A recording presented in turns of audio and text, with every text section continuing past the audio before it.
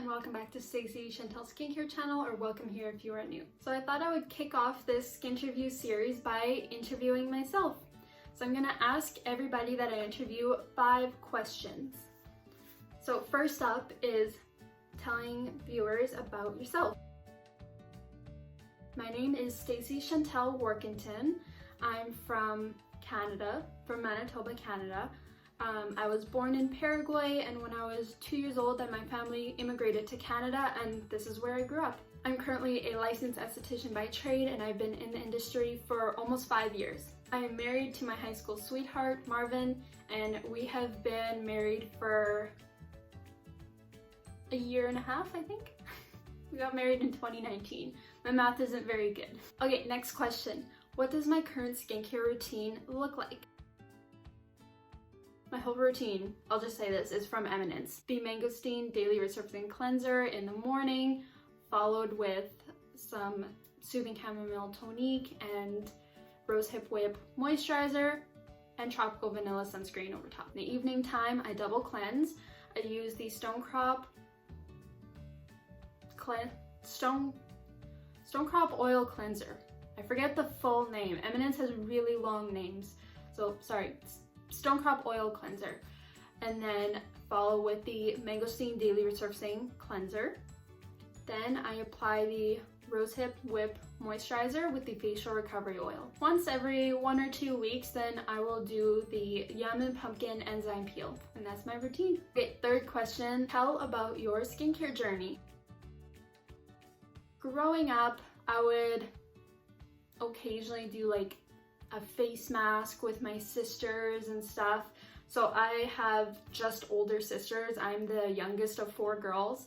So we kind of have always been like, you know, playing with face masks and makeup and stuff. So there's this one sort of mud mask that we get from Paraguay, and it's so fun. It's one of those that like dries and just like tightens your face. It's not necessarily like that good for your skin, but super fun to do. So we would do those growing up, but I never really knew like why I was using it. It was just fun. So going into my teens, that's when I started aesthetics school. I did my aesthetics program through my high school. And so my major was aesthetics. So I did aesthetics schooling, which is the same as like going to college for aesthetics or post-secondary school for aesthetics. You get the same education. So that was amazing.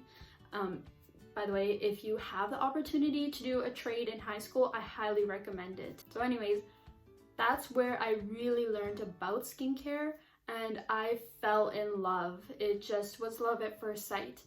So since then, I had kind of been experimenting with different products, seeing what's out there, trying samples of this, samples of that, samples of this, and totally using the wrong stuff for my skin. Pretty much just using skincare to be using skincare and to see what's out there.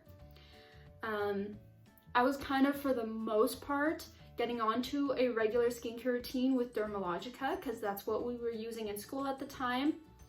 And I had the occasional blemish, the occasional oiliness, but in general, I've always had pretty balanced skin, which I'm very, very thankful for. So getting a bit older now, I was starting to get more blemishes. Probably once I turned 20, that's really when I started to break out more.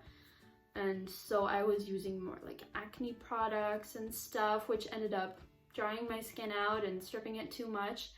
And so trying to just figure out my skin through there, and realizing that there were certain things that were triggering acne in my skin, so trying to get those under control. Like for example, if I have a piece of chocolate, even just one piece of chocolate, I break out instantly. So as sad as it is, I've learned to live life for the most part without chocolate. I know, pretty sad, but you know, I pick my battles. And in 2017, I started working with Eminence, and again, love at first sight. It's an amazing skincare line, and so I have become dedicated to Eminence since then, and kind of experimented with different products from Eminence as well, but really found a routine that works for my skin. And so now that I have a routine that works for my skin, I try to stay very consistent in that routine, because that's when I find that my skin is the most balanced. So that is my skincare journey. Fourth question, what do you love about your skin? I would say something that I really love about my skin is, I don't know if the camera will pick this up, but in person you can see it a bit better, is my like warm undertones in my skin. I really like that about myself because I feel like it really aligns with who I am. I'm a pretty, just I guess, warm person, and so I really like that about my skin. I really like my complexion and that I have a very balanced skin type as well. Fifth and final question, what does loving the skin you're in mean to you? So like I said, I kind of answered this in my Instagram post already. If you don't follow me, it's at Stacey Chantel Skincare. What I came to the conclusion of is that loving the skin that you're in, to me, means self-love and self-acceptance. That if you can't accept the way that you are, you won't love yourself and you won't love the skin you're in. You won't feel comfortable with it. You won't feel beautiful in it. So that's kind of the conclusion that I've come to, but it's such a loaded question because there's so much behind that it's not as easy as waking up one day and just accepting who you are and accepting how you look.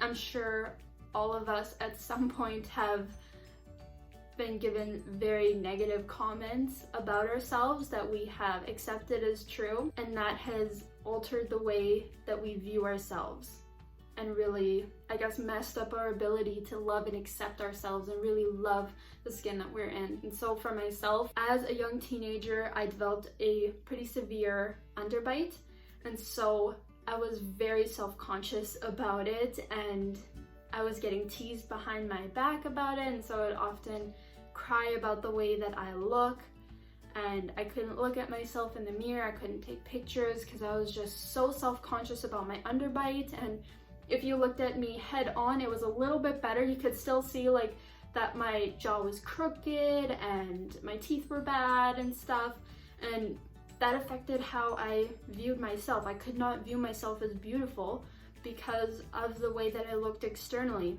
And then for medical reasons, I got jaw surgery, and I thought that by correcting my bite, by correcting the very thing that was causing me insecurity, would help with the insecurity, would help to make me feel good about myself and that I would be able to feel loved and accepted. But I just became so insecure about my new face because it was so different than what I was used to. When I looked in the mirror, I didn't recognize myself. It was really hard when other people saw me after the surgery and they didn't recognize that it was me, Stacey. And just people would stare, and I know why they would, because it was so dramatically different.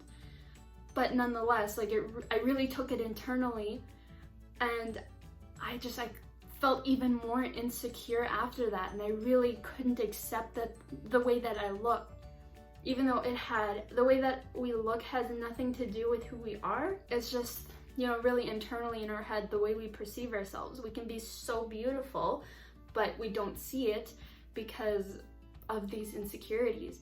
And so I let my insecurities rule me, and even to this day, I have a hard time sometimes picking up the camera and taking a picture of myself because I just feel so self-conscious about the way that I look. And so that's what really got my attention, that something has to change. I can't live like this. And if I'm living like this, I'm sure many other people are living like this. It's time we put a stop to this. And I had a really good conversation last weekend with my family about self-acceptance and how it's kind of, the tables have turned a little bit, that it's not so much men affecting the way women view themselves, it's women against women. We are comparing ourselves constantly and we are tearing each other down, and it's just so sad. We have to stop that. If we want to live in more love and peace in this world, we have to start that within ourselves and then spread that love with others as well. Something that's really personal to me is my faith in God. And the love that Jesus displayed was a come as you are kind of love. And that's the kind of love that I want to accept in myself, that I can accept myself as I am.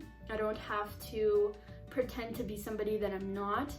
I don't have to put on makeup. I don't have to lose weight. I don't have to do this or do that in order to feel beautiful. I can just feel beautiful being in the skin that I am. And I really want to share the love that Jesus has displayed to me. I want to share that with others, that they can feel accepted by me just as they are, that they can come as they are and know that they are loved and accepted and feel welcomed and beautiful. So that's really what loving the skin that you're in means to me. And I really hope that this can spark a conversation and spark something internally for you, that you can start to look internally as well. Where do you perceive yourself in a negative way, and how you can start to change and perceive yourself in a loving way, that it brings you so much life and freedom and fullness. So I really hope that resonated with some of you. I'm really, really excited to doing more interviews with others,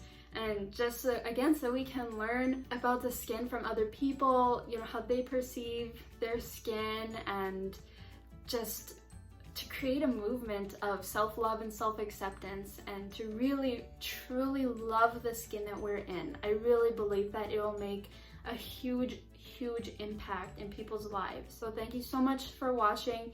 Really hope that this helped you out today, gave you some hope, some peace, and gave you something to take away. If you like this video, please give it a thumbs up and subscribe for more videos in the future, and turn on the bell notification for every time I post a new video. So thank you so much for watching, and I hope you all have an awesome rest of your day. Bye! Wishing you joy and peace.